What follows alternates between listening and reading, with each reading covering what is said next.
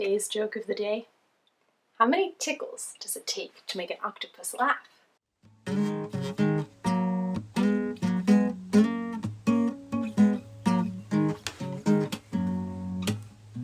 When I have a worry-filled mind, I like to wander outside.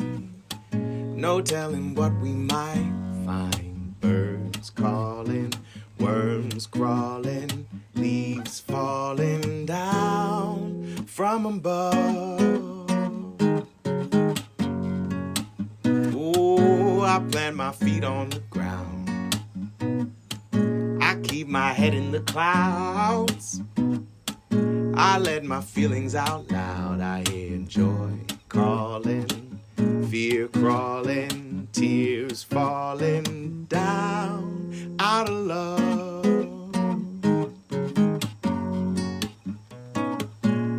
Welcome, friends.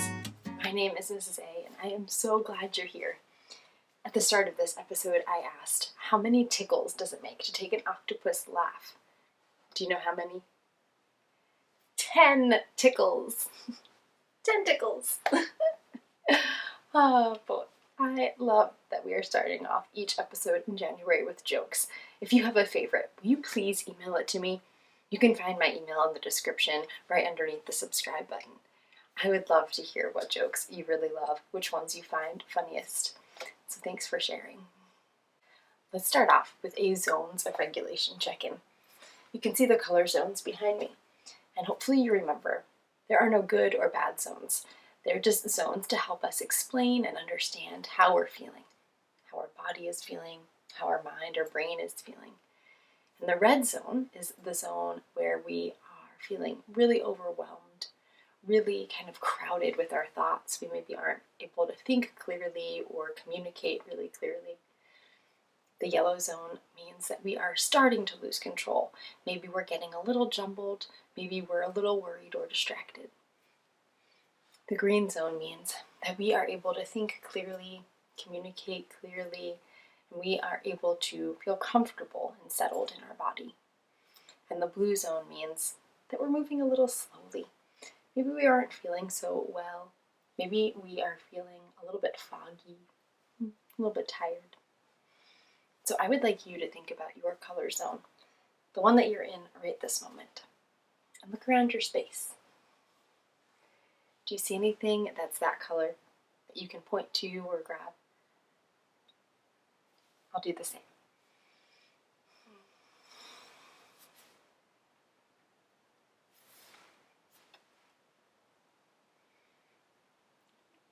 Yeah, thanks for grabbing that. I'm pointing to the green words and stems in this yet picture. I'm feeling really comfortable, really settled. I just took a nice long walk, so I feel like I was able to get some energy out, and anytime I'm outside, my brain clears and I'm able to feel more comfortable. And so I'm feeling in the green zone right now. What zone are you in? Thanks for showing me those objects and telling me your color zone. These zones of regulation are really helpful when we're trying to understand our body and our needs, and they're really great for also communicating with others. If you're feeling like you're losing control in the yellow zone, if you let your grown-ups know that, then they'll be able to understand what you might need or maybe offer some help or suggestions. There are lots of ways that we can move from zone to zone, and some of those ways we've practiced together. Breathing, taking a mindful moment, moving our bodies, and we're going to practice one of them right now. Will you take a peek at the date with me? It is 1/5/22, and we're going to do our date exercise. Just as a reminder, if the date is different for you, that's okay. You can always do a few more exercises if you need to adjust. Let's check in with Fig and see what they are showing us today. It looks like Fig is reaching down. They're bending their back. I see a curve here. Wonder if they're trying to touch something. You can make your guesses, and we'll do Fig's moves in a little bit. But to start us off, I would love for us all to do one jump. You can do a seated jump or a jump while standing. Let's do it. 1. Now we have 5 things to do. I was thinking we could do 5 arm stretches, where we reach our arms across our body and give them a good stretch. Let's count by ones and do 5 arm stretches. 1, 2, 3, 4, 5. And finally, we have 22 exercises from our friend Fig. What are we doing, Fig? Toe touches. Fantastic. You can do these sitting or standing, just like all of our exercises today. So find a position that feels best for you. And let's count by 2s as we touch our toes. Ready? 2, 4, 6, 8, 10, 12,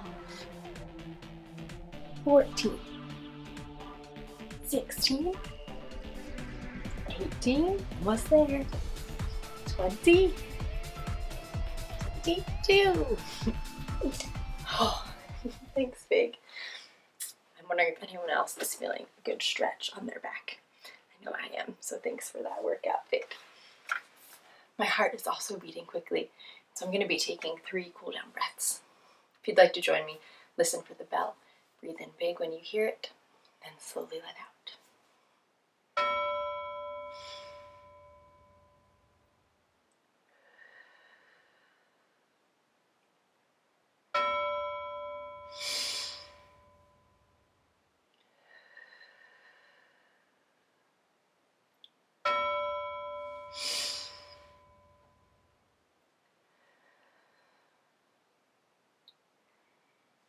Do you feel a little bit calmer or more settled? I'm glad. I do too. We've talked before about being safe and kind and leaving it better than you found it, but we haven't talked about responsibility yet. And so today I'd like us to talk about it. Let's check out my message to see what I mean. Now remember, in each message, there are often alliterations hiding, so see if you can spot any today. Dear, careful, kind, and caring kids, have you heard of the word responsible before? It means to do your job as best as you can and be accountable when you make mistakes or hurt someone. Being responsible can sometimes feel tricky or challenging, especially when you want to do something silly or special to you. That might not be the best choice. Can you think of a time recently when you were responsible? How did you feel when you made a responsible choice? Let's learn some more about responsibility together today. Love, Mrs. A. Can you think about a time when you made a responsible choice? Maybe you spilled some of your breakfast, and instead of leaving it there for someone else, you cleaned it up. That was responsible. You left it better than you found it. You made a mistake or had an accident, and you fixed it. Maybe you took your dog for a walk without your grown-ups asking you. Yeah, that's responsible. You're taking care of your dog. You have a job to do. It's also kind. Yeah, being responsible is often related to being kind and being safe.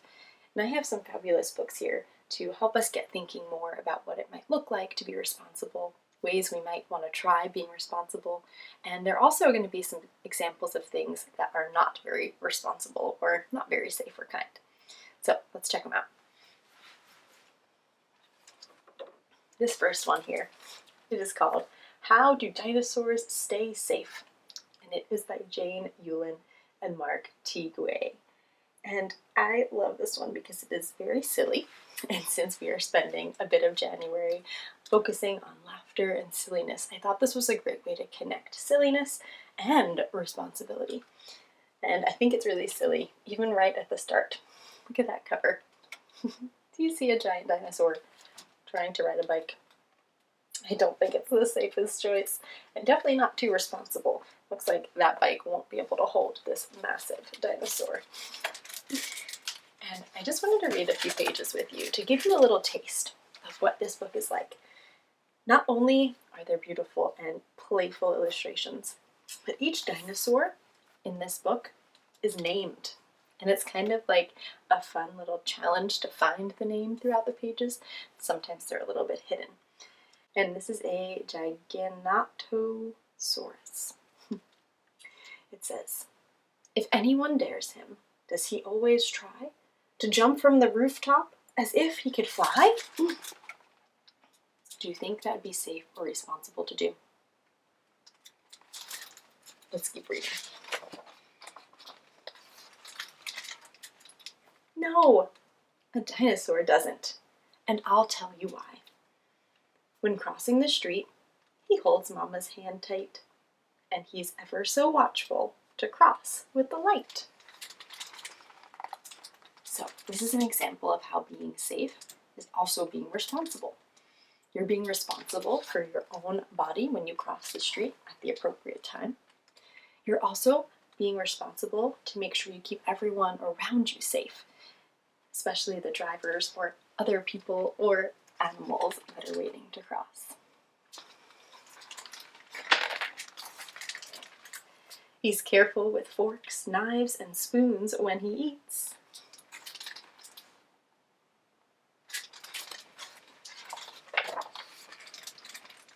He never goes off with strangers he meets. We're going to pause here, but there are so many other great examples of how dinosaurs stay safe and responsible, and a lot of them are ways that we too can stay responsible and practice being safe in our communities and in our neighborhoods. So definitely grab that book, How Do Dinosaurs Stay Safe? This next one is a little bit different than most of the books I share with you. I'm really excited about it because it is a little bit different and because it was a gift from the publishers Kids Can Press. And I was so grateful to get this gift as well as some other books that they shared with me because I know that they publish really beautiful and important and helpful and incredible books. And I was really excited to get some. And this is one of them. It's called 100 Ways to Make the World a Better Place, an activity book to inspire change. And this was written by Karen Ng and Kristen Lightman, illustrated by Mona Kary-Ivanova. And this book is a little bit different than other ones, as I mentioned, because it's an activity book. And there is a table of contents here with all of the different topics and activities you'll find. There's a welcome page and a guide for grown-ups. There's a section on people, community, and planet. And then there's also some parts at the end that say references and resources, all about us, things like that. And I wanted to show you a few pages because there are different types of activities in this book too, which I think is really cool. This section, for example, talks about education and how every child should get a good education. And I couldn't agree more. It's one of the reasons I put out my videos for free to everyone around the world, because I think that everyone deserves to be educated, and I don't think that we should have to pay for it, because not everyone has the same amount of money. And so this section is all about education and how there are some obstacles or challenges for people to get a good education, and some ways that we can think about and practice helping to solve that problem. And so this takes responsibility to the next level. It's not any one of our faults that education isn't accessible to everyone, but we all can do something to help make it better. We all can work in our own ways to help solve different problems in the world. And so even though we're not individually responsible, it's a way for us to practice responsibility. It's a way for us to help our community. It's a way for us to be kind. And this book, as I mentioned, has a lot of different areas and topics that you can read about and work on helping to solve. For example, sharing food. If you have an opportunity to share food with others, that can really help can help keep them safe, can help keep them fed and healthy. And so there are different ideas here about how you can share food and engage in your community. And this last page I'll show you is all about inclusion. That means making everyone feel welcome. And inclusion is something that's really important, and it's a way we can all practice being responsible. Because anytime you enter a space that you haven't been before, or anytime you are going somewhere where you are the only person who is new or who doesn't know someone else, you might know what it feels like to be a little nervous or uncomfortable or a little bit distracted or worried. And if we work to be inclusive and welcome everyone, no matter where they're from, no matter what they look like, then we can help make them feel better. We can help make them feel safe. We may even help make them feel loved. And that is a lot of power that we have. That's a huge responsibility, but it's really exciting to know that we can do that and change someone's life for the better. This is one of my favorite activities here. It's called Inclusion Tic-Tac-Toe. And there are lots of different examples of things you can do, and you have to try to get 3 in a row. And so you can do this with another member in your family. You can do this with a friend. It's a really great way to go out into the world and practice being responsible and kind, and also helping others. So definitely check out this book, 100 Ways to Make the World a Better Place. And one more book I want to share with you. It's another favorite of mine, all about responsibility. It's called What If Everybody Did That? It's by Ellen Javernick, illustrated by Colleen M. Madden. And I'm just noticing the cover. Does this character look very responsible? No, I agree. They are throwing trash around. I see they threw a can in the air. Looks like they threw a newspaper on someone's head. They are not being very responsible. And if you get this book, you'll see that they are not being very responsible in a lot of different places or a lot of different areas of their life. For example, here it says, during story time, I had something important to say. I just couldn't wait till the end of the story. The librarian put her finger on her lips and said, what if everybody did that? What if everybody shouted out every thought they had as someone was reading? Do you think you'd ever get to hear the whole story or enjoy what's going on? Me neither.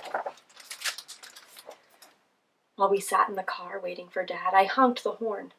I just honked a few times, but Mr. Thompson came to the door. He shook his head and said, what if everybody did that? So this character sounds like they are being impatient and not being very responsible, because if everybody honked their horn every time they felt impatient, how do you think the world would sound? Yeah, really very loud.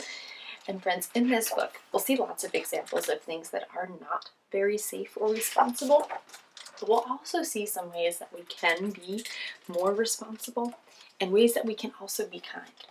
And so I definitely suggest What If Everybody Did That? It's a really good one, and the illustrations are so playful and detailed that it's really nice even just to look at. Now friends, we have an opportunity to take a mindful moment together. And when we do mindful moments, we sometimes just focus on our breathing, or sometimes we look, or sometimes we listen, and sometimes we stretch. And today we're going to stretch, and we're going to have to use our body. And when we use our body, especially in a space that we share with others, it's a great opportunity for us to be responsible.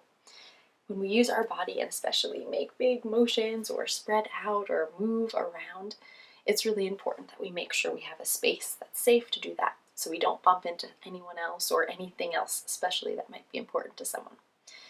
And so go ahead and look around. You're going to need a flat space, maybe a couch or the ground, a carpet. And we are going to do a stretch that involves us sitting with our legs stretched straight out and our arms over our head. So we are almost making the shape of an L with our body. And we're going to do a seated fold stretch. Like I said, this takes up some space, so make sure that you're being responsible and safe with your body. If you need to find somewhere, now's a great time to do it. Okay, we're going to do 3 big breaths.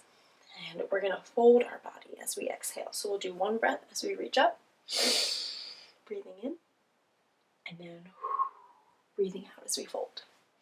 And we'll do this 3 times. Are you ready?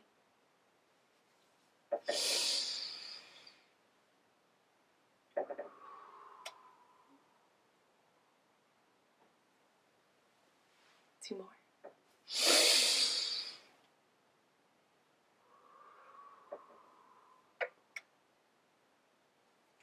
Last one.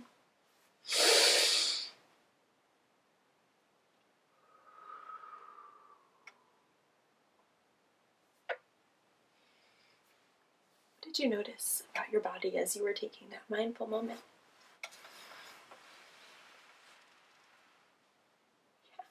Yeah, me too. Yeah, I felt a nice stretch in my back, similar to when we did our toe touches. Yeah, I also felt a good stretch in my legs. Did anyone find it difficult to stretch or reach down? Me too. Yeah, it got easier over time. So I thought that was pretty neat at first.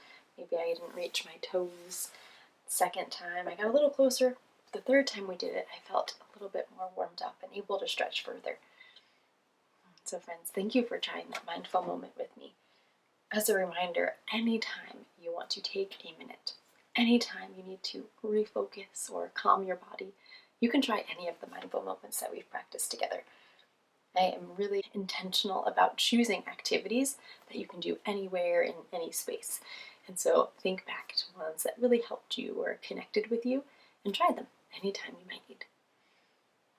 Friends, thank you so much for joining me today. I want to send you off with some love if you'd like it, a hug if you want it, and I can't wait to see you next time.